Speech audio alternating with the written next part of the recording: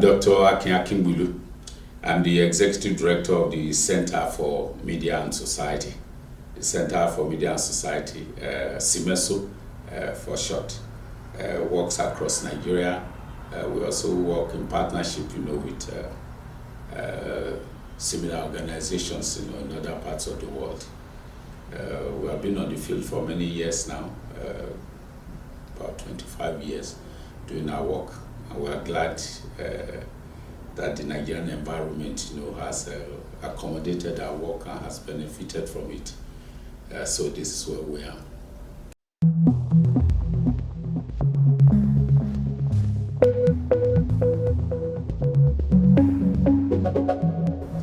The Broadcasting Act, as a legislation, a piece of legislation, is very, very, very important because it is a policy document that defines how broadcasting is organized, how broadcasting is regulated in Nigeria.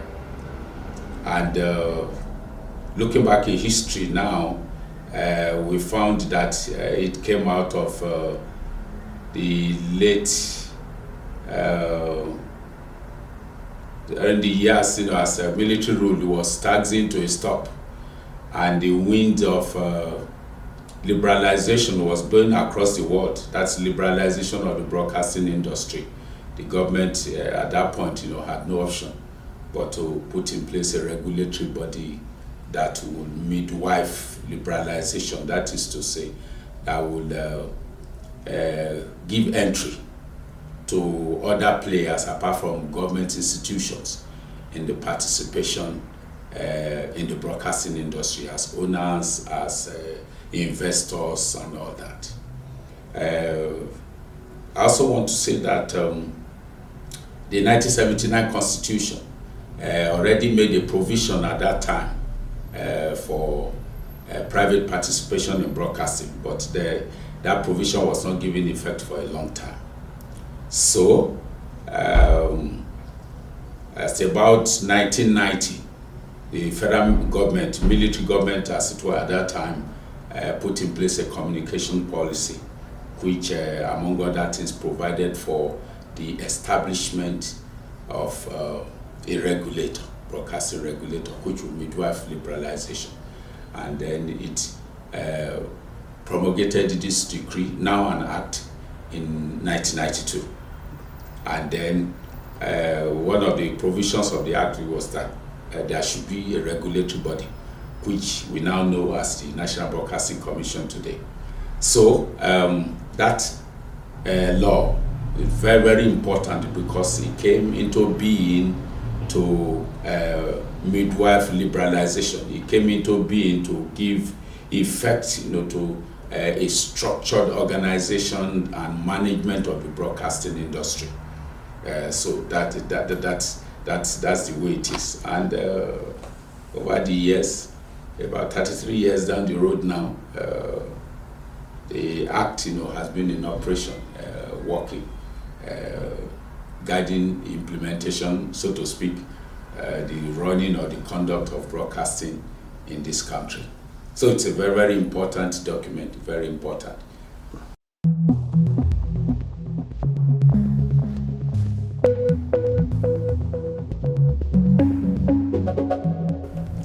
To score, maybe the way to go about scoring is then to look at gaps, that now exist, that we have seen, over time, in that law, gaps which then need to be filled.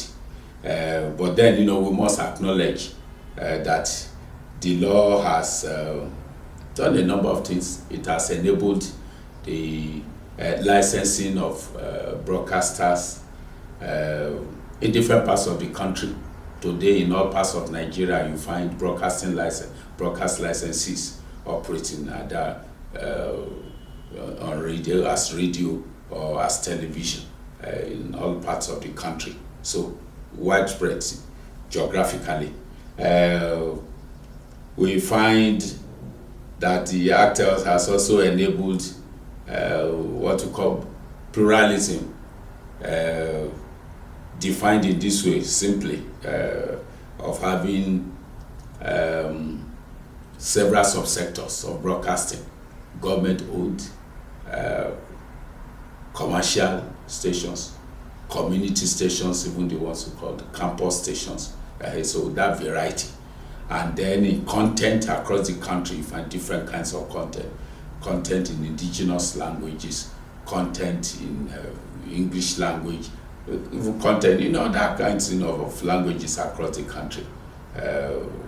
So you will say it has enabled all of those things, but there are gaps there. So if we want to gaps in the law, among them will be gaps like lack of independence of the commission, beginning with how the board and leadership in general of that commission is put in place. It's just by fiat. Government just does it, without involving stakeholders in the process. Those who are board members or director general in that place don't have security of tenure, and different kinds of challenges, that are with that are not in consonance with international best practices. We look at licensing, issue of independence also plays out there. The regulator is not allowed, to have full regulatory powers to include licensing. All it does, according to that law, is to receive applications from citizens who want to operate broadcasting stations, process those applications, and then pass on to other levels of government. These other levels of government are political levels, the level of the Ministry of Information, the level of the presidency. The international practice, global practice these days is that the broadcasting regulator should have full regulatory powers, including the power to approve licenses, which the law has not provided for, which is a big gap in the law. Another gap, of course, is the issue of interference in other ways apart from licensing. One major area of interference is that the government, especially through the information ministry, can give any kind of directive to the institution, that's the broadcasting commission, and that it is duty bound to carry that out. And over time, we have seen how this plays out. It works against democratic values, the way we have seen that play out. So that's a problem.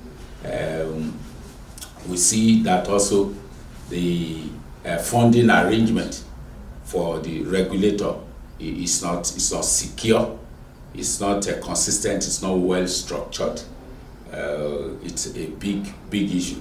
A broadcasting regulator should be well funded in a structured manner, secure manner, and the law hasn't made that very clear, hasn't made sufficient provisions to make that happen. So there are others.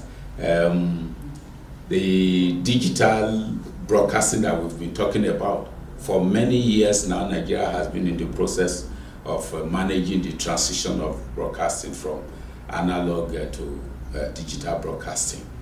That has been on, but the thing continues to drag. A broadcasting law must effectively have legislation, have provisions that guide digital switchover, whether we like it or not, of digital broadcasting. Nigeria hasn't achieved that, and the thing continues to drag. That's a very big gap. We notice, for example, that the federal government, it's not as if government has not acted. Government did put in place a policy document, a white paper since 1992. It's a long time now, or 2000, a long time now, 2002. White paper, 2012, a white paper in which it said that the transition program from analog to digital broadcasting should be enabled by law, that there must be a legal backing, for it.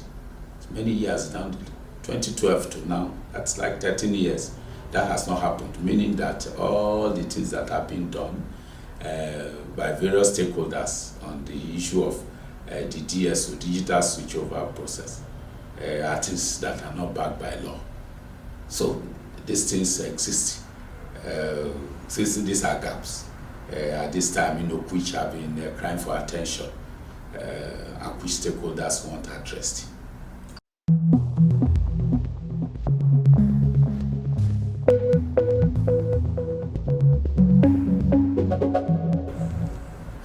Thank you very much. Talking of regulatory provisions, one of the things we have seen over the years is what are called some kind of diligent packaging, of regulatory instruments by the Commission.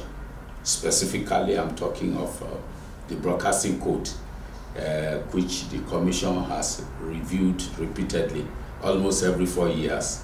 The Commission will involve stakeholders in conversation and then go ahead to review it. So they've had several editions, up to 6th edition, which was published, I think it was at 2016 or something. So they have been doing that. And each edition has always been an improvement on its predecessor, each edition of that code. However, we find gaps in the area of inclusion or inclusivity, if you like, in the provisions of that document.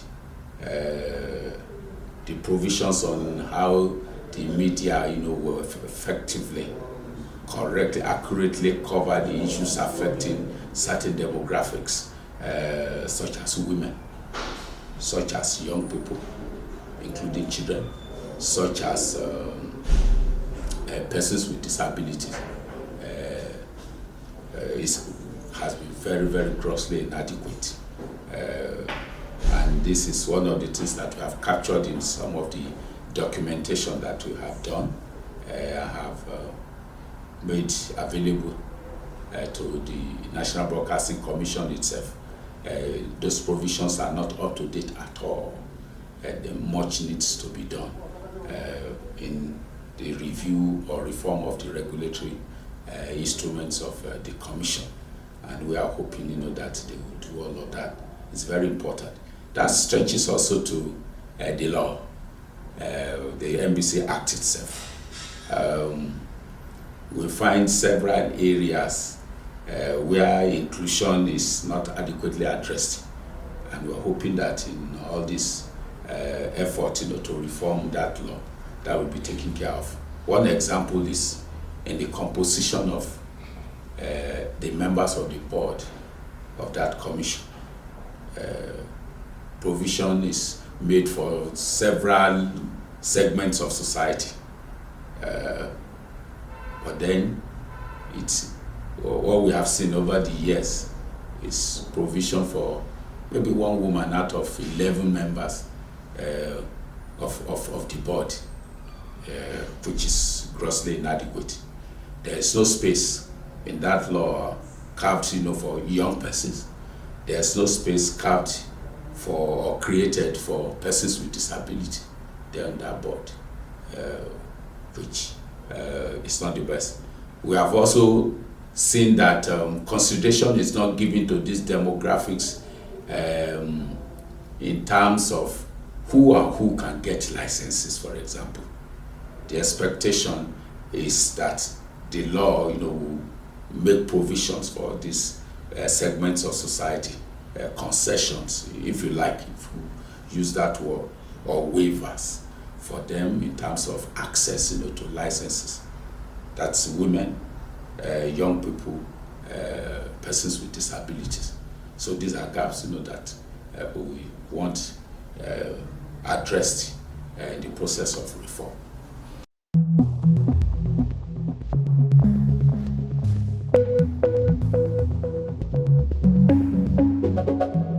The story of community broadcasting is quite interesting.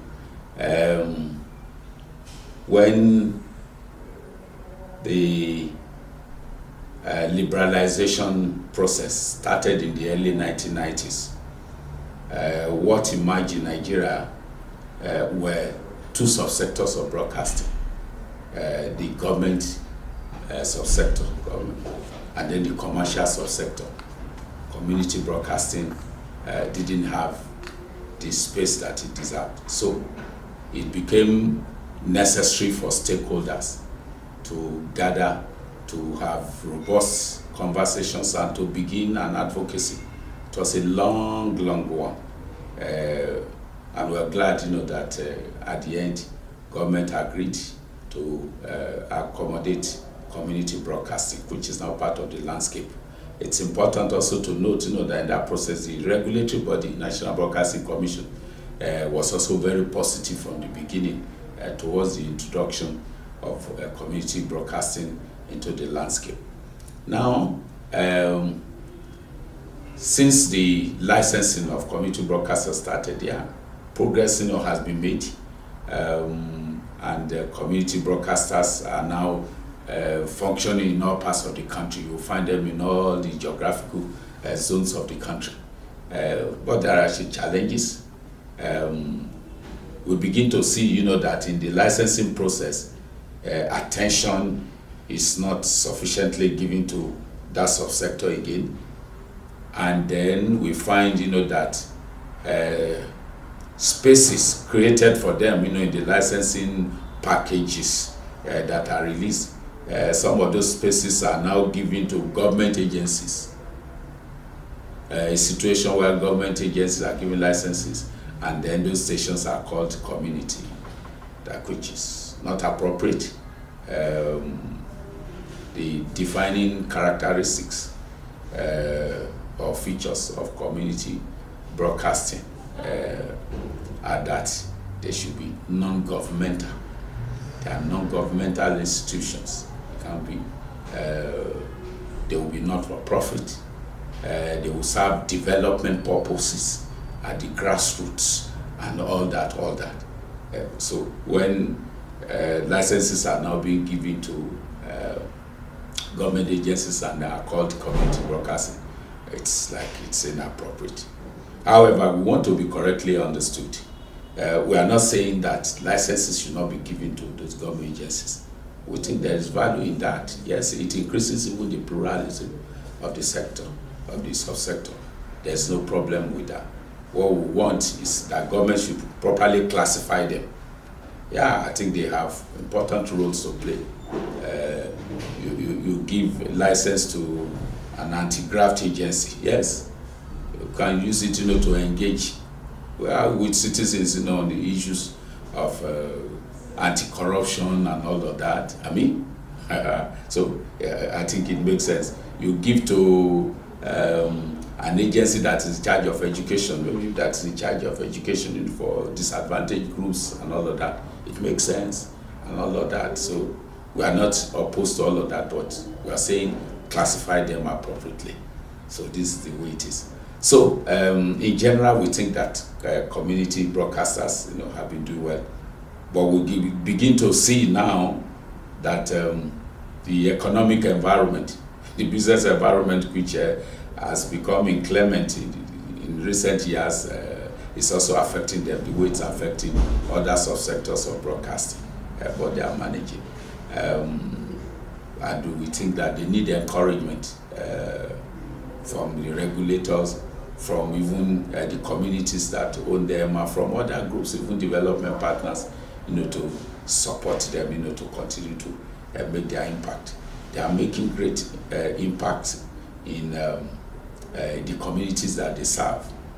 They are development broadcasters. So the issues, that they engage are issues of development, issues of agriculture and food security, issues of health, and all of those things. Community broadcasters are not the ones, that are campaigning for political parties or whatever. That's not their primary areas of work. It is development. The issues that affect the lives of the people, the issues that will improve the lives of the people at the grassroots. And we believe, that they're doing well. They need more encouragement. That is more licenses into that sector should be approved. We think that the regulator, for example, should even have some kind of support for them, in kind or even funding, support.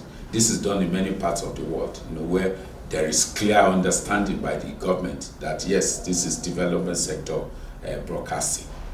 Some fundings, they say community media development fund, different kinds of support that are provided for this subsector, and we think that is something that should be considered in Nigeria.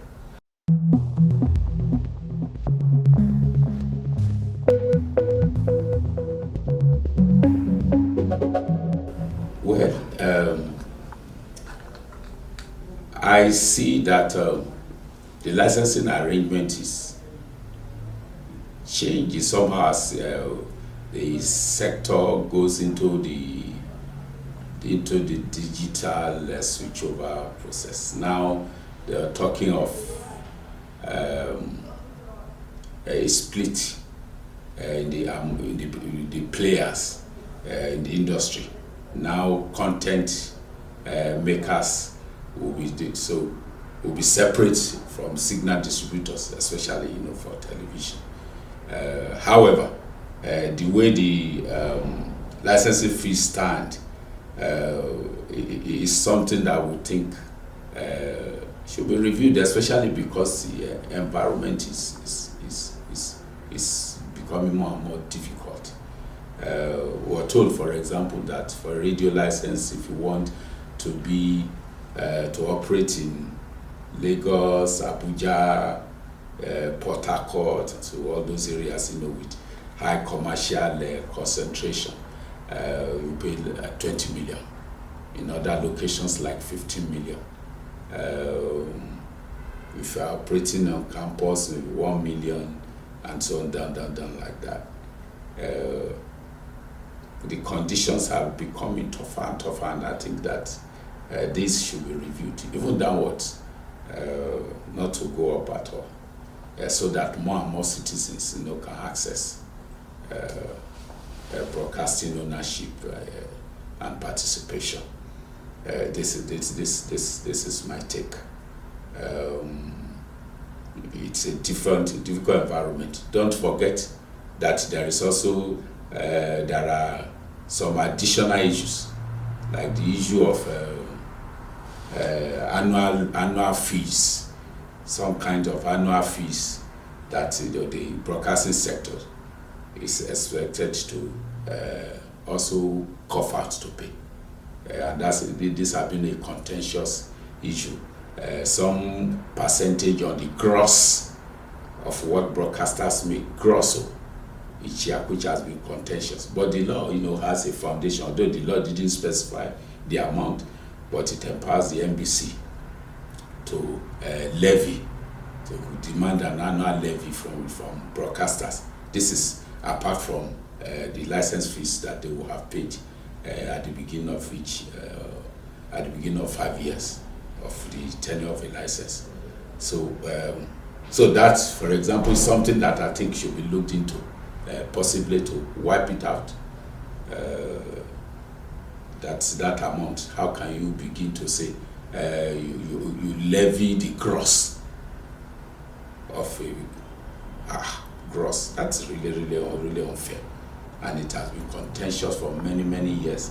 And I'm hoping that in the reform of the broadcasting law, that this issue will be addressed and put to rest finally.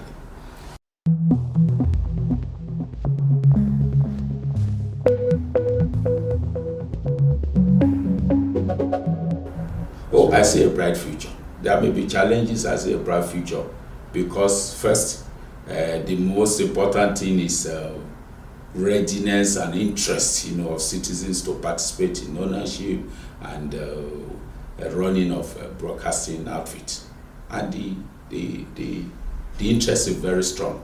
In our interaction with the regulatory body, we are told that more than 800 licenses have been issued in this country, broadcasting licenses, and that currently there are over 1,000 applications waiting, to receiving attention, meaning that citizens are really, really interested. And we can see the plurality, the more the merrier. The more outlets you have, outlets each coming with its own niche, the more information, education, and entertainment will go to citizens. Issues of development, issues of democracy will be addressed. During electoral processes, there will be so many outlets that citizens, will have content, that will strengthen them to make informed choices and make our democracy better and all of that. So, with that happening, I think that broadcasting, has a bright future. The challenges that happen, that are ongoing at the time because of the inclement economic environment are challenges that I believe that stakeholders should sit down, even with government as part of the stakeholders, to work out what should be done, to work out solutions to all of this. And I believe, that we'll get answers, to those challenges, and that the broadcasting industry will continue to grow. Look at what's happening in technology, what technology is enabling. A lot of broadcasting is going on, online and all of that. So we should encourage all of this, encourage innovation, so that the broadcasting industry, will continue to grow. We should also encourage the protection of the liberty of the broadcasting industry. This is one of the key issues, that we're also pushing in the reform of the broadcasting law, that the law should prescribe that the regulatory body should, as one of its functions, protect and defend the liberty of the broadcasting industry. In addition to that, also is sustainability should be interested and pursue the interests of sustainability of the broadcasting industry. Well, I think the future is going to be bright. There may be challenges now, but the broadcast industry will continue to do well. This is one of the biggest broadcasting sectors across the world. See the number of licenses and see the number waiting, to get licensed. So we look forward to a great future for broadcasting in this country.